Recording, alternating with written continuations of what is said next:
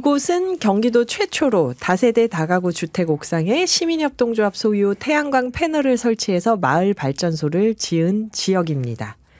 건물주는 옥상 관리 비용을 지원받고 시민들은 태양광 발전으로 아리백을 실천하고 티끌모아 태산인데요. 이곳은 어디일까요?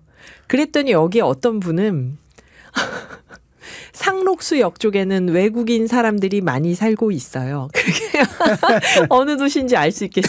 우리 며느리도 베트남에서 시집와서 잘 살고 있어요. 그러셨는데 선생님 정답은 몇 번인가요? 네, 안산입니다. 1번입니다. 1번 네. 안산입니다.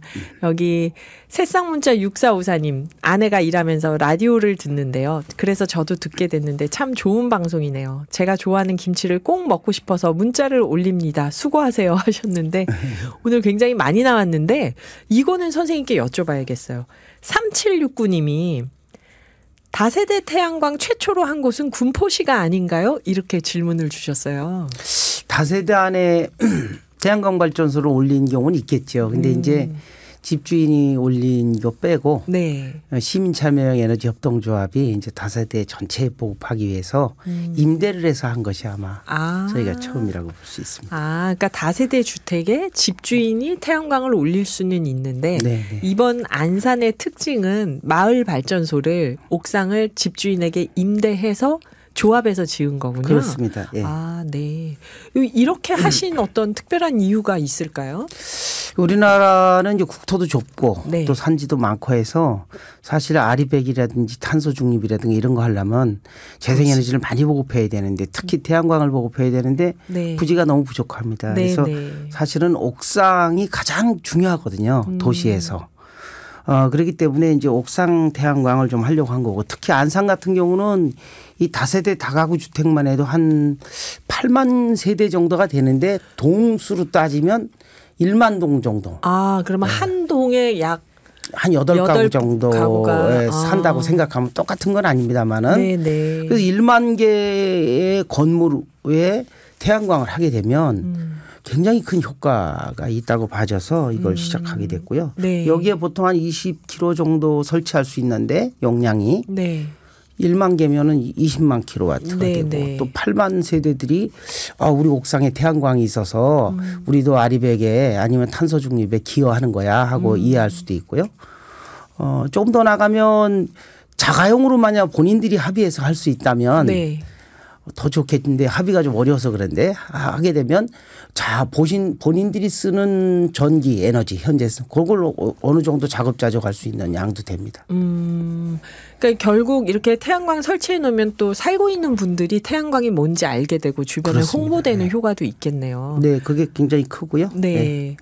근데 제가 궁금한 거는 집주인분은 하고 싶으면 하시면 되겠죠. 세입자들이 네, 네. 그걸 반대하진 않을 거 아니에요. 그렇습니다. 근데 세입자분들이 하고 싶을 때도 방법이 있을까요?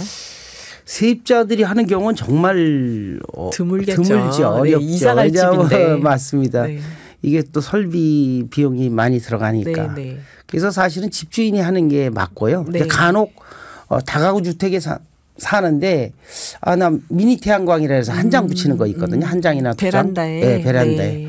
그건 집주인 동의받아서 하는 경우도 있습니다. 아하. 그래요. 저도 세입자인데 이사 갈 집에 태양광을 설치할 것 같지는 않아요. 집주인들이 하는 게 좋습니다. 네. 그 다세대 주택은 사실 어디에 할래 하면 제가 부산에 한번 놀러 갔더니 영도 부근에 삼복도로 있는 산동네 있잖아요. 네, 네. 그 위에 카페 있는데 저 밑으로 지붕에 태양광들이 막 보이는 거예요. 네, 그래서 네, 네. 태양광이 아파트나 이런 데 말고 이렇게 산동네에 있는 이 주택에도 태양광을 저렇게 설치하면은 굉장히 효과가 있겠구나 생각이 들었는데요. 네, 네. 역시 도심에서는 옥상을 이렇게 선호하는 거겠죠. 그렇습니다. 옥상이 가장 좋고요. 특히 이제 옥상에 태양광을 한다는 거는 여름에 맨 위층 꼭대기층 보통 주인세가 덥잖아요, 덥지요. 네. 그런 부분을 저 햇빛을 막아줘서 시원하고요. 그렇겠네요. 특히 또 여름에는 네. 이 도시가 굉장히 열섬 효과라고 네, 그러잖아요. 열대야가 맞아요. 심하고 그랬는데 네, 네. 만약에 도심의 건물 옥상에 태양광이 다 갈렸다 그러면 상당히 시원해질 겁니다. 우리가 숲세권 그러는데 네, 반대로 네. 태양광이 많이 설치된 곳에 시원한 지역이다 이렇게 또 인정받을 수도 있습니다. 진짜 그 꼭대기층 분들 그 효과가 있겠네요. 그것도 굉장히 크고 또 옥상 방수나 이런 데도 도움이 됩니다. 왜냐 햇빛에 네. 옥상 방수한 우레탄 방수 뭐 이런 것들이 막 찢어지거나 해지거든요. 근데 그늘이 이렇게 딱 형성이 되기 때문에 한번 해놓은 게 오래 갈 수도 있고 그래서 저희가 임대한다는 거는 저희들이 옥상 방수를 아예 20년간 책임져 준다는 그게 굉장히 큰 의미가. 집주인분들이 쉽게 찬성할 수 있는 것 중에 하나겠네요. 그렇습니다. 그러면. 그래서 특히 이제 8집이 공동으로 이렇게 사가지고 네. 이제 8가구를 해갖고 분양하는 경우가 많거든요. 지금은. 네. 이제 그런 경우는 맨날 관리비를 따로 걷어야 되는데 네. 그러지 않고 옥상 관리도 되고 계단 청소도 할 수 있고 이런 장점이 있습니다. 계단 청소는 어떻게 해요? 계단 청소도 계단 해주세요? 청소는 보통 청소하시는 분들한테 위탁해서 청소비를 주고 한다고 들었어요. 그래서 뭐 한 달에 한 3만 원 정도 주고 계단만 청소를 한다고 그랬는데 저희가 20km 기준으로 40만 원을 연 드리거든요. 그러면 계단 청소비가 가능하죠. 그렇네요. 거의 해결이 어느 정도 되네요. 그게. 그렇습니다. 네. 이게 이제 다세대 다가구 주택에 태양광을 설치했을 때 협동조합 쪽에 직접 설치하는 게 아니라 협동조합 쪽에 옥상을 임대만 해도 생길 수 있는 효과네요, 이게. 그렇죠. 집주인들이 돈을 한 푼도 안 들이고 할 수 있는 방법을 찾다 보니까 그런 거고요. 제일 좋은 방법은 8가구가 합의해서 스스로 돈을 모아서 설치하면 제일 좋습니다. 효과가. 돈이 없잖아요. 저만 없나요? 아니, 대부분은 없죠. 돈이 없는데 돈이 없지만 이 태양광을 좀 설치하고 싶다. 그럴 때 좀 방법이 있을까요? 그래서 이제 두 가지인데요. 하나는 우리 협동조합의 시민참여형 에너지 협동조합들에 빌려주면 협동조합이 그걸 설치하는 방법. 지금 말씀드린 모델이죠. 이게 제일 다 이 8가구 내지는 6가구가 사는 집들은 이게 굉장히 좋은 모델 같고 만약에 그렇지 않으면 정부가 나서야 됩니다. 정부가 경기도도 그렇고 안산시도 마찬가지죠. 만약에 장기 할부 금융을 만들어 줘야 됩니다. 장기 할부 금융. 저리로. 태양광을 설치하려는 사람들에게. 저희는 돈이 없지만 은행에서 대출을 해주면 전기요금 절약되는 거에서 갚을 수 있게. 그러면은 당장 돈을 안 모아도 되고. 그렇죠. 또 바로 자금 조달이 되니까 발전소 칠 수 있고요. 또 전 오면 전기요금을 예를 들어서 5만 원, 6만 원 내던 것이 각 집마다 한 3만 원씩만 걷어도 할부 금융 갚을 수 있고. 그 정부 입장에서도 이제 지금은 아니지만 이걸 적극적으로 해야 한다고 생각을 할 때 지금은 자꾸 정책이 조금 왔다 갔다 하지만 적극적으로 해야 된다고 생각할 때 세금을 절약하는 걸 수도 있잖아요. 이 사람들이 직접 자기 돈으로 하게 저리로 융자를 해주면은. 그럼요. 지원을 따로 안 해주고 저리 융자만 해주면 되고 또 하나는 정부의 가장 큰 장점이 뭐냐면은 우리나라 지금 뭐 동해안이고 어디고 새로운 발전소 막 짓고 그러는데 송전 철탑이 없어서 개통 선로가 없다 이러거든요. 근데 우리 안산시 같은 수도권에 있는 대도시에서 옥상에서 태양광을 설치해서 바로 밑에서 그걸 소비하게 되면 저 멀리서 오는 송전탑도 덜 필요하고 그다음에 도시 안으로 들어와서 배전선로라 그래서 우리 전봇대 쭉 있는 거 있거든요. 그런 부분도 용량이 훨씬 여유가 생기게 됩니다. 그래서 정부의 이 송배전망 관리 한전이 하는 그런 부분도 비용이 상당히 절약이 되고 하나 더 나가면 지금 요새 뭐 국제유가가 비싸지 않습니까? 비싸죠. 그만큼 에너지 자립도가 높아지기 때문에 국가 경제에 크게 기여하는 거고 뭐 이런 게 다 있다고 봅니다.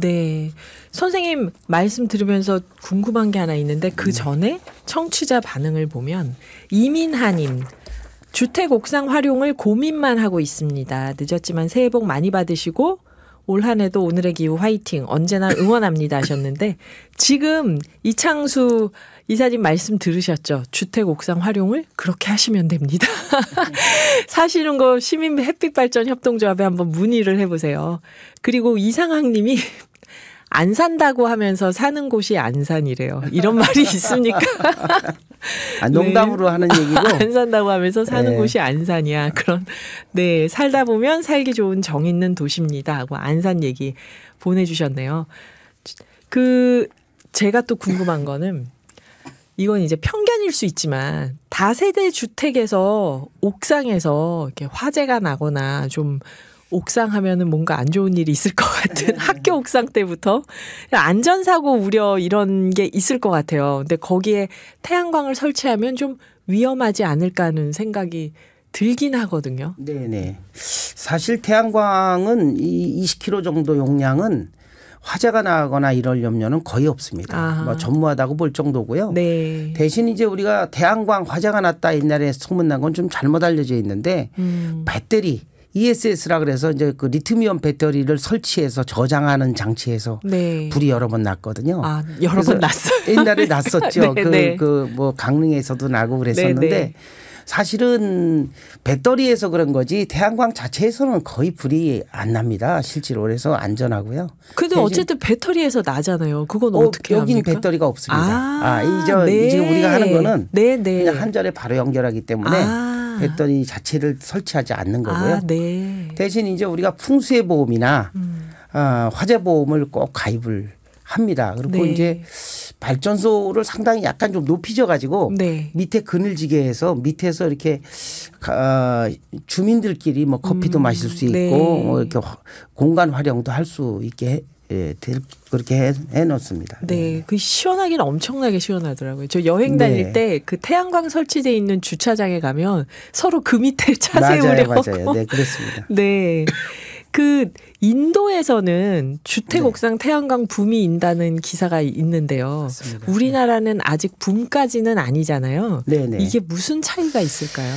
저도 그 기사와 유튜브 이런 걸 봤는데 인도의 구자라트주, 네. 구자라트주의 그 붐바이 있는 그쪽 중 같은데 거기가 루프탑 옥상 태양광을 주로 집중적으로 네. 많이 보급을 했습니다. 그리고 인도 내에서도 가장 앞장선 주 중에 하나입니다. 네. 사실 그게 정상이죠. 오히려. 왜냐하면 지금 우리나라에서 아리백을 하느니 뭐 하는데 특히 경기도지사께서 굉장히 열심히 하시는데 제일 큰 문제가 부지거든요. 부지요. 근데 우리가 옥상은 일석오조 육조 할 정도로 효과가 굉장히 큽니다. 네. 그리고 아무런 민원도 없고 오히려 이득만 있는 거기 때문에. 저는 꼭대기층이 햇빛을 바로 안 받는다는 게 가장 마음에 와닿았어요. 네, 맞아요. 저도 우리 안산에서 이렇게 시범적으로 저희가 하는 거는 두 가지가 되는 겁니다. 안산 햇빛이 시민 참여 에너지 협동조합이 그만한 능력이 된다는 측면이 하나 있고요. 또 하나는 요 지역이 마실이라고 하는 마을 공동체 뭐 쓰레기 분리수거하고 뭐 마을을 깨끗이 하려고 하는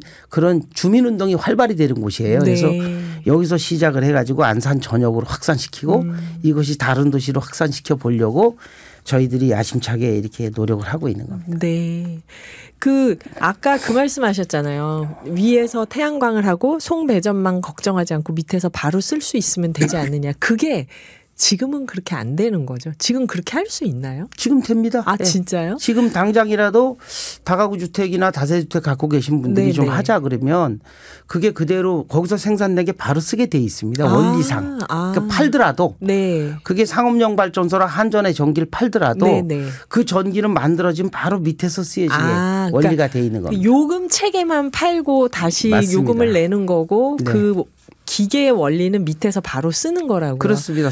전기도 수도하고 똑같습니다. 가까운 데서 생산하면 바로 옆에서 소비가 쓰는. 되는. 저는 한전에 팔아야 된다고 해서 그 송배전만 통해서 팔고 다시 한전까지 받는 갔다 줄 오는 게 알아요. 아니고 예. 계량기만 통과해서 바로 쓰여지는 거예요. 아, 그러면 그만큼 송배전망을 훨씬 우리가 적게 사용하면서 그 위험한 송전탑 막 세우지 않고도 할 수 있겠네요, 이거를. 그렇습니다. 네, 네. 그런 장점이 있고요. 또 이게 돈이 됩니다. 뭐냐면 이 한 3,500만 원 정도 드는데 한 집 하는데 네. 실제로 원리금을 다 갚고도 자체로 했을 때는 한 월 20만 원 정도 수입이 되고요. 네. 이제 우리 협동조합 같은 경우는 돈이 많이 되니까 너네가 하는 거야 이럴지 모르죠. 그건 아니고 네. 저희가 방수까지 해주고 하기 때문에 저희는 금전적으로 도움이 안 되는 건 아니지만 공익사업을 한다는 이런 의미와 또 이렇게 주택에 보급한다는 의미가 커져서 네. 저희들이 그걸 하고 있는 겁니다. 그 태양광에 대한 잘못된 오해나 이런 편견 같은 걸 없애는 것도 큰 역할을 할 것 같아요. 그렇습니다. 네. 말씀 너무 재밌어서 계속 여쭤보고 싶은데. 또 하시죠. 예. 아니, 마지막으로 저 정책 담당자나 네. 저희 청취자분들께 여기 청취자분들 중에 최숙자님이 저 안산 시민인데요. 태양광 패널 설치해 놓으신 걸 안산시 여기저기 다니면서 봅니다. 참 자랑스러워요.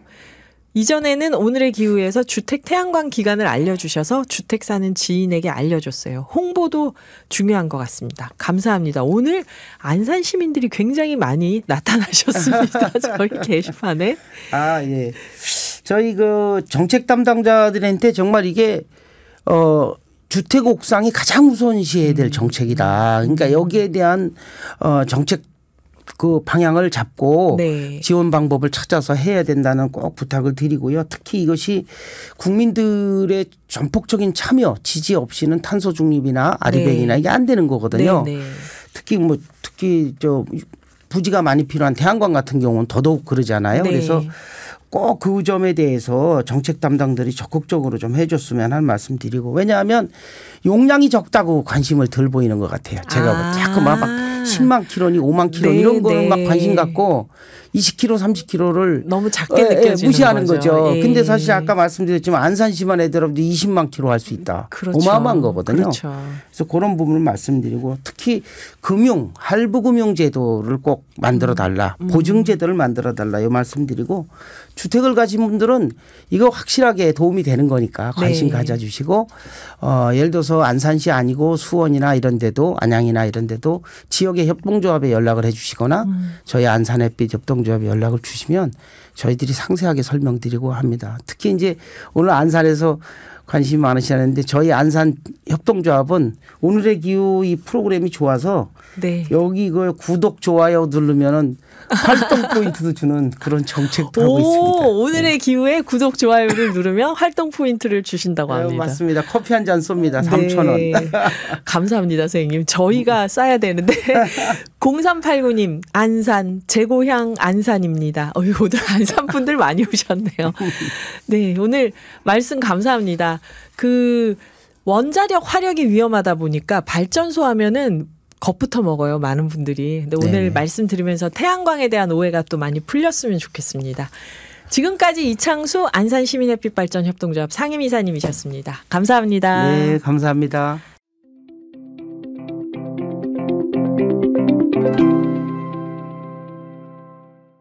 세상에는 두 가지 종류의 초대 손님이 있다. 네. 로고송이 나올 때 네. 리듬을 타는 초대 손님과 가만히 계시는 초대 손님. 저는 좀 리듬을 탔습니다. 홍한나 선생님이 리듬을 타셔서 예, 반가웠습니다. 우선 그 친환경 논산물 하면 네. 저희가 화학 비료가 저부터도 하나도 안 들어간다고 생각했는데 어떤 분이 그게 아니라고 얘기를 네. 하신 적이 있어요. 그래서 친환경 농산물을 뭘 친환경이라고 하는지 좀 알려주시면다면요. 지금 이제 말씀하신 거는 유기농산물입니다. 유기농산물. 네. 친환경 인증 농산물에 이제 유기농산물과 무농약 농산물 이제 두 가지가 있는데 네. 유기농산물은 말씀하신 것처럼 농약, 화학비료, 뭐 항균제, 제초제 뭐 이런 것들이 아예 전혀 그러니까 화학 자재들이 아예 들어가지 않은 농산물을 유기농산물이라고 유기농산물. 하고 무농약 농산물은 요거보다 단계가 조금 낮아요. 그래서 농약은 당연히 아무것도 안 쓰는데. 쓰고요. 항균제라든지 이런 제초제나 이런 거 당연히 쓰지 않고요. 다만 화학 비료를 권장량의 한 3분의 1 이하로만 쓰도록 규정해 놓은 그러니까 인증이 바로 무농약 네. 농산물입니다. 그러면 친환경 농산물은 그런 유기농산물과 무농약 무농약 농산물을 다 합쳐서 친환경 네, 친환경 농산물이다. 농산물이라고 부르는 네, 거고요. 아유 말끔하게 정리가 됐습니다. 네. 이제 근데 여기서 제가 한 가지 더 네, 말씀드리고 네. 싶은 건 우리가 이제 뭐야 친환경 농산물이라고 하더니 화학비료 쓰는 거였어. 그러니까 이렇게 인식할 수도 있는데 네. 어쨌든 간에 무농약도 그러니까 화학자재는 가장 최소화시키고 환경 친화적 방식으로 퇴비라든지 이런 걸 만들어서 쓰려고 노력하는 거고요.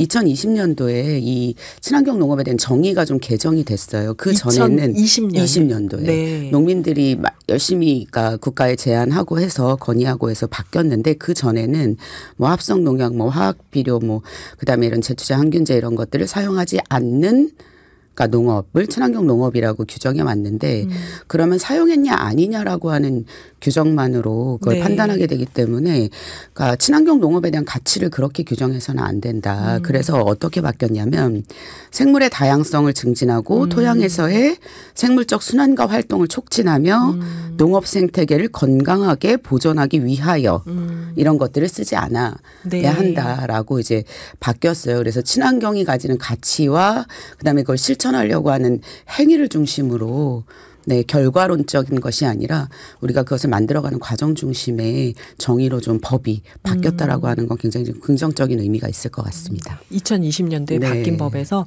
친환경 농산물은 뭐뭐뭐를 안 쓴 농산물이다가 아니라 네. 농업 생태계, 환경을 보존하고 탄소 흡수원을 건강하게 네. 지키고 네, 생물 다양성을 증진시키고 네, 네. 그런 농법이다. 네. 이런 얘기라고요. 네. 그 이제 아무래도 현장에서 사람들을 많이 보실 텐데요. 저는 친환경 농산물 정말 좋아하는데 네. 잘 만나기가 어렵습니다. 저희 굉장히- 동네에서. 너무 어려워요. 일반 그리고 소비자들은. 가끔 만나면 사람들은 비싸다고 하는데 저희는 이제 식구가 적어서 그런지 아, 그 네. 정도 조금 비싼 거는 괜찮다. 막 엄청나게 많이 먹는 아이들이 많으면 이건 비싸겠지만 맞아요. 이거 조금 비싼 거 외식을 좀 안 하면 되지 이 정도 생각을 하거든요.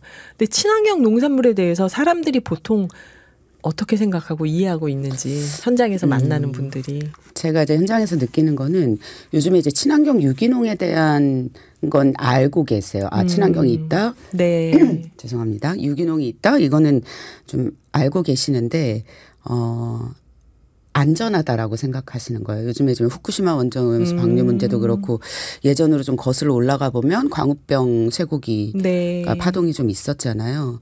그래서 식품 안전에 대한 우려가 굉장히 좀 사회적으로 네, 맞아요, 심각하고 맞아요. 안전한 걸 섭취하려고 하는 이런 욕구들도 굉장히 강해졌다고 생각하거든요. 근데 이제 한 가지 예를 한번 들어볼게요. 어떻게 네. 생각하시는지. 그 기억하실 거예요. 그러니까 작년에 그 학교 급식에 학교 급식. 개구리가 김치에 개구리가 나와가지고 네네. 난리가 한번 났었습니다. 그래서 네. 무슨 개구리 반찬이냐, 개구리 급식이냐, 뭐 위생이 어떻게 된 거냐 네, 이거. 위생이 어떻게 된 거냐, 뭐 여고생들 경악, 네. 뭐 아주 그냥 막 난리가 난리가 났죠. 나서 급식 안전한 거냐, 막 네. 이렇게 했는데 농민들은 그걸 보면서 뭐라고, 야 친환경 농사 제대로 졌네. 아. 개구리가 나왔어. 거기 청개구리가 살고 있었구나. 이렇게 받아들이셨어요. 아, 그러면 그 땅에서 지금 네. 농약을 안 썼다는 뜻이다 이게. 네. 그런 걸 보면 안전하다. 라고 하는 거 친환경을 선택하는 데 있어서 안전하다라고 하는 기준만을 봤을 때 안전은 굉장히 기준이 좀 모호하거든요. 네. 그래서 그런 부분도 좀 우리가 생각해 볼 부분이라는 생각이 들고 그리고 이제 요즘에 비건 열풍도 상당히 네, 많은데 채식 많이 하죠. 네. 그래서 이제 동물 복지가 중요하니까 네. 선택을 하게 되는데 비건의 원료는 제초제나 화학 비료를 다 써도 상관이 없고요. 심지어는 그러니까 주로 이제 대두가 많이 사용되니까 GMO. 네, GMO에서 벗어나기 어렵습니다. 근데 동물 복지를 위해서 내가 이제 비건을 섭취한다, 소비한다라고 하지만 네. 대부분 비건은 친환경 제품으로 인식하시는 경우들이 상당히 많아요. 그래서 저는 이제 그 친환경 유기농에 대한 정보가 정확치 않다 보니까 그런 것들을 선택하고자 하는 욕구는 있으나 네. 선택에서 오류가 발생한다고 보거든요. 네, 네. 네. 맞아요. 그러니까 뭐 농약, 화학 비료 쓴 거 GMO 절대 먹지 말아라 이게 아니라 이거 개인 선택일 수 네, 있는 맞습니다. 건데 네. 저도 이렇게 대기업 상품들 보면 비건하고 써 있는 네네. 거 이게 성분을 보면은 이거 다 수입 농산물로 한 전부 건데 수입이에요. 그러니까 채식이란 뜻에서 비건이지 네네, 그게 맞습니다. 친환경이란 뜻이 아니라는 거죠. 네. 중요한 말씀 해주셨네요. 네. 그 또 저 같은 소비자들이 이제 친환경 농산물을 어렵게 만났어요. 정말 네, 어려워. 로컬 정말 푸드가도 없어요. 어렵게 만났어요. 어렵게 만났는데 이렇게 코드 같은 마크 네네네, 같은 것도 찍혀 맞아요. 있고 뭐가 좀 분류가 다양한 것 같아요. 네. 이런 기준이 뭘까요? 친환경 농산물의 여러 가지 기준. 이게 참 이게 어려운 문제예요. 그러니까 농농 갈등을 유발시킬 수 있다고 아, 해서 참 얘기하기가 네, 정말 네. 쉽지 않은 영역이기는 한데 그 인증에 4가지가 있어요. 지금 아까 말씀드렸던 유기농, 친환경 있고 그리고 이제 GAP가 있고요. 저탄소가 GAP. 있습니다. 아, 네. 저탄소. 네, 근데 이게 마크가 똑같아요. 이렇게 파란색, 그러니까 초록색에다가 네. 유기농 글씨만 다르거든요. 아, 요거 저희 네. 이미지 준비된 거 보이는 라디오에서 네, 여러분 한번 보여드릴 띄워주시면. 겁니다. 네. 네. 좋을 것 같고요. 그러다 보니까 이제 그런 것들이 붙어 있으면 좋은 건가 봐라고 맞아요. 해서 선택하게 되거든요. 맞아요.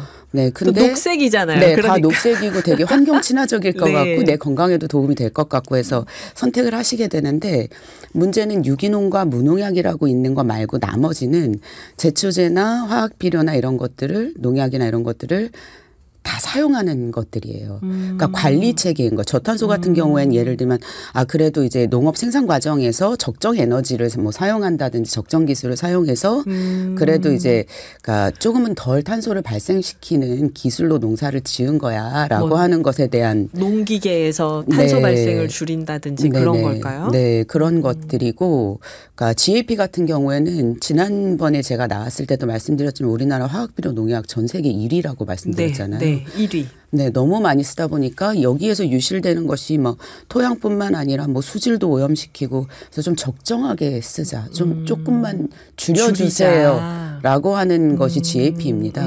그런데 이게 소비자들 입장에서 어머 GAP가 영어로 돼 있고 이게 조금 더 좋은 건가 봐. 세련돼 보이긴 해요. 네, 어떤 것이 가장 최고 단계의 환경 보전을 실천하면서 건강하게 생산된 농산물인지를 소비자들이 잘 몰라요. 그리고 제가 느끼기에는 정부에서 의도적으로 그것이 어떤 것인지를 잘 홍보하지 않는 것 같습니다. 그러다 보니까 환경 친화적인 걸 선택하고자 하는 의지가 있는 소비자들조차도 선택의 오류가 발생되는 그런 사태가 있습니다. 농식품부에서 2022년도에 조사한 걸 따르면 친환경 유기농 다 알고 계세요. 네. 들어봤어. 알고 있어. 이게 이제 유기농과 무농약을 구분하시는 것도 한 50% 이상 되고 네. 근데 GAP 저탄소 그러니까 유기농 무농약에 대해서는 전혀 인지를 못하고 구분이 계시더라고요. 안 된다. 네. 이게 또 다 그린한 네네. 로고들이어서 다 똑같이 녹색 생겼어요. 로고여서 네. 그렇네요. 이 순간 여러분 우리가 노래 한 곡을 듣고 인터뷰를 또 이어가 보겠습니다. 수전 잭스가 부릅니다. 에버그린. 홍한나 경기도 친환경 농업인 연합회 사무처장님과 이야기 나누고 있는데요. 유기농, 무농약, GAP, 저탄소 이 똑같은 녹색 무늬에 정말 똑같이 생기고 네, 글자만 똑같이 생겼어요. 다른 이 마크가 사실은 다르다고 합니다. 유기농이 그럼 여기서 가장 네. 안전한 먹거리. 네, 맞습니다. 그다음이 무농약. GAP는 여러 가지 비료를 쓰는데 화학 네, 농약도 비료를 쓰는데 사용하고 네, 뭐 화학비료도 다 사용합니다. 너무 지나치게만 안 쓴다는 네, 거죠. 일정 양들을 품목이나 그 농약에 따라서 일정 양들을 좀 제한하는 네. 좀 제한하는 거. 네네, 제한하는 전 거. GAP가 우수 관리 인증이어서 이 모든 게 다 관리됐다는 뜻인 줄 알고 싸네 그러면서 막 지원하는 정말 좋은 건데 왜 싸지? 막 이러면서 구매하시게 됩니다. 제가 그런 소비자였습니다. 그래서 저희는 그 네. 우수를 바꿔야 된다. 그렇네요. 네. 이게 우수 관리 인증하면 네. 저처럼 생각할 것 같아요. 근데 맞습니다. 저탄소는 농업 과정에서 탄소 발생을 줄인 것. 그러니까 네. 이것도 화학 비료를 안 썼다는 거하고는 관련이 네. 크게는 네, 없죠. 크게는 없다고. 예. 보셔야 될 것 같습니다. 물론 이제 저탄소를 저희도 이제 그러니까 좋은 제도라고 생각하는 거는 네네. 이게 이제 하시다 보면 네. 무농약 유기농 단계까지 갈 수 있는 시작점이 돼서 그런 의미에서 뭐 저탄소 3년 이상이면 무농약으로 넘어가야 된다 뭐 이런 규정이 좀 있어야 된다고 계속 이제 정부에 건의하고 있는데 네. 아직까지는 그렇지가 않습니다. 네. 어쨌든 친환경은 아닙니다. 네. 저탄소는. 그래서 GAP하고 저탄소는 먹거리 안전성하고는 크게 관련이 없다. 네네. 예. 근데 선생님 제가 인터뷰 중에 질문 들어오면 선생님께 바로 여쭤보겠습니다 했는데 막 네. 질문이 들어왔어요. 네네. 네, 답변을 해주셔야 되는데 네네. 쉽지가 않습니다. 어려우면 이게. 어떡하지? 어려우면 우리 다음 인터뷰로 넘길까요? 네. 여기 보니까 최숙자님 친환경 네. 정말 다양하죠. 제가 잠깐 마트 친환경 쌈 코너에서 일할 때 공부했는데 지금은 거의 다 잊어버렸어요 하고 네네. 지지 격려 문자도 있었고 아이고 감사합니다. 다른 분들도 이렇게 저렇게 문자 주셨는데 한종애님 네. 저는 유기농이 믿음이 안 갑니다. 농약을 적게 쓴다는 건 이해가 가지만 안 쓴다는 말 자체는 거짓으로 들려요. 싹 날 때 부벌레가 생긴대요. 벌레 먹은 잎이 덜 준 거라는 증명 아닐까요? 이렇게 문자를 주셨습니다. 그 하나 더 말씀드릴게요. 네네. 이민하 님이 네. 개구리가 나왔다는 건 세척을 잘 하지 않았다는 거잖아요. 맞아요. 그건 식당에서도 맞습니다. 네. 유기농 쌈채소라고 있는데 먹다 보면 벌레 알이 나오는데 친환경이든 유기농이든 세척은 중요한 거 아닐까요? 그러셨어요. 그건 맞아요. 뒤에 거 먼저 답변을 네, 드리면, 그러니까 개구리가 나오고 뭐 그 달팽이 나올 때도 많아요. 달팽이도 네, 많이 달팽이. 사니까 유기농으로 하면. 근데 농민들은 그거를 이제 생산해서 그 김치 공장에다가 갖다 주고요. 그러면 그 김치 공장에서 네. 열무김치를 제조해서 이제 학교에다 납품하는 구조입니다. 그러면 이제 김치 공장에서 이 친환경이니까 좀 더 이제 그런 이물질 제거를 네. 벌레라든지 개구리 뭐 달팽이 너무 많이 붙어 있으니까 그걸 잘해야 되는데 그거를 조금 소홀히 한 측면이 있다라고 이제 보시면 될 것 같고요.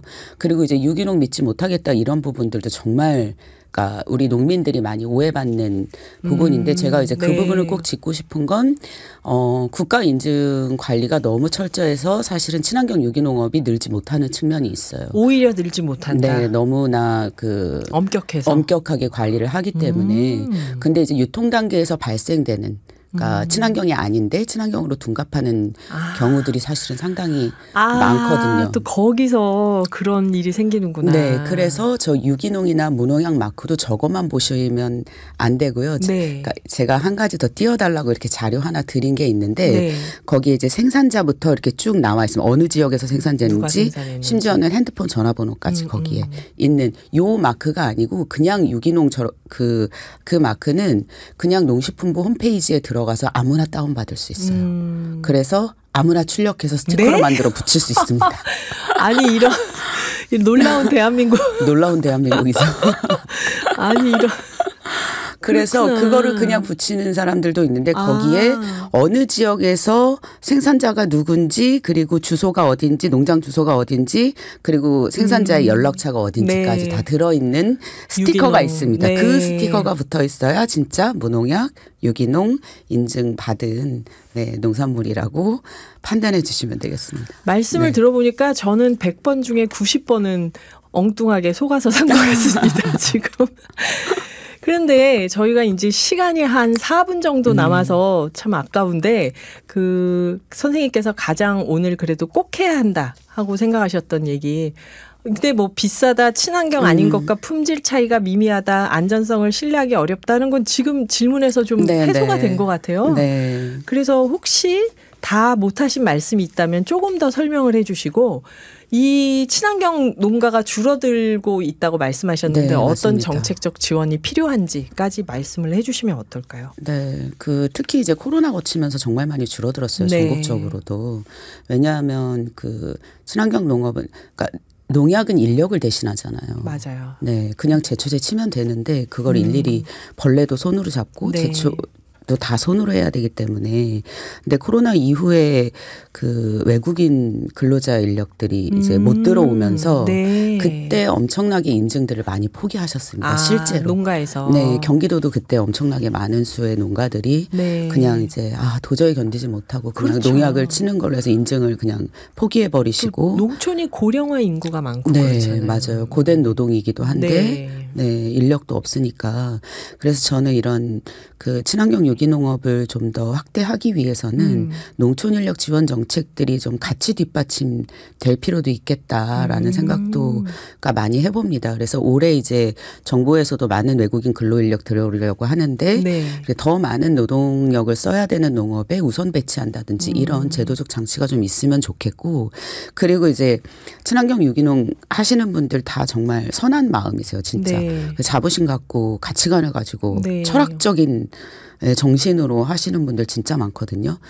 근데 저는 소득이 뒷받침되지 않으면 이 농업은 유지하기가 어렵다고 봅니다. 네. 그래서 그러니까 많은 소비자들이 접하면서도 많이 팔리고 하지만 너무 비싸지 않아야 소비자들이 선택할 수 있으니까 네. 소비자들의 선택권을 늘려서 친환경 농산물이 더 많이 팔릴 수 있는 제도적인 지원들도 좀 있으면 좋겠다라는 생각이 들고요. 그 부분은 이제 로컬에서 거의 못 보셨다고 했잖아요. 네네. 로컬에서는 친환경이 얼마나 매대에 깔리는지 얼마나 판매되는지 통계를 절대 잡지 않습니다. 네, 없습니다. 솔직히 없으니까. 가보면은. 근데 로컬에서 전문 매대를 좀 네, 설치하고 만들어서. 거기에서 소비하면 탄소 포인트를 뭐 지급해서 네네. 다음번에 현금처럼 사용할 수 있도록 해준다든지 이런 소비 지원 정책들도 동시에 들어가야 친환경 농산물 소비도 활성화되고 농민들도 안정적인 판로들이 생기면서 더 많이 친환경 농업을 할수 선택할 있는. 수 있게 된다고 봅니다. 근데 정부가 자꾸 친환경 농업에 대한 지원 예산을 줄이고 있어서 2년 그런가요? 연속 지금 축소해서 올해도 115억 정도가 삭감됐고요. 네. 소득이 올라갈수록 지금 또 아이들도 숫자가 줄어드니까 네. 친환경 농산물이나 안전한 먹거리에 대한 관심이 훨씬 더 많아졌을 것 같은데 네, 우리 굉장히 사회에서. 높아요. 네.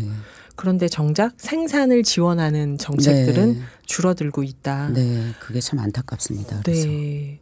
아까 그 친환경 농산물에 대해서 그 사람들이 흔히 생각하는 네.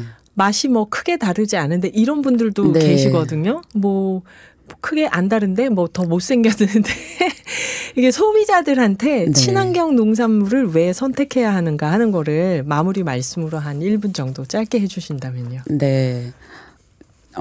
어떤 품목 같은 경우에는 굉장히 그러니까 건강한 거예요. 그래서 건강을 위해서 디톡스를 위해서 많이 먹는 그 품목을 뭐라고 말씀드리면 크게 파장일 것 같아서 제가 말씀을 못 드리겠는데 네네. 그런 것이 있는데 친환경 농민들 같은 경우에는 그 품목을 땅의 중금속을 제거하는 용도로 심습니다. 그래서 다 파기시키고 버려버려요. 네, 너무나 흙 속의 영양분을 나쁜 것까지 다 흡수해 버리기 때문에 그런 농산물들이 좀 있습니다.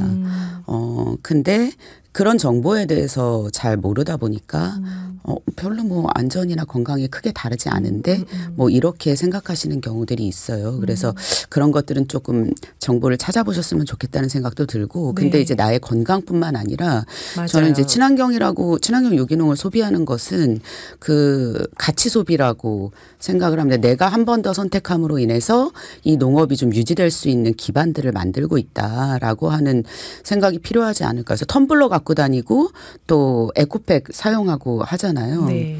네, 종이컵보다 텀블러가 더 많이 생산된다는 말도 있던데. 네. 네, 근데 텀블러와 에코백을 사용하는 것처럼 일주일에 한 번은 내가 이제 친환경을 한번 소비해 보겠다라고 하는 것을 이제 생활의 습관으로 들이면 어떨까 이런 생각이 들고요. 건강뿐만 아니라 지구 환경을 위해서 지속 가능한 사회를 위해서 인류와 연대한다. 저는 이런 마음으로 저는 친환경 유기 농산물을 좀 소비하면 좋겠다. 북극곰만 걱정하지 마시고 우리 농업도 좀 걱정해 주시면 좋겠습니다. 네. 땅도 걱정했으면 좋겠습니다. 네, 땅도 말씀. 걱정해 주십시오. 홍한나 경기도 친환경 농업인연합회 사무처장님 말씀이었습니다. 소비자 입장에서 어떻게 해야 되는지 얘기를 해주셨네요.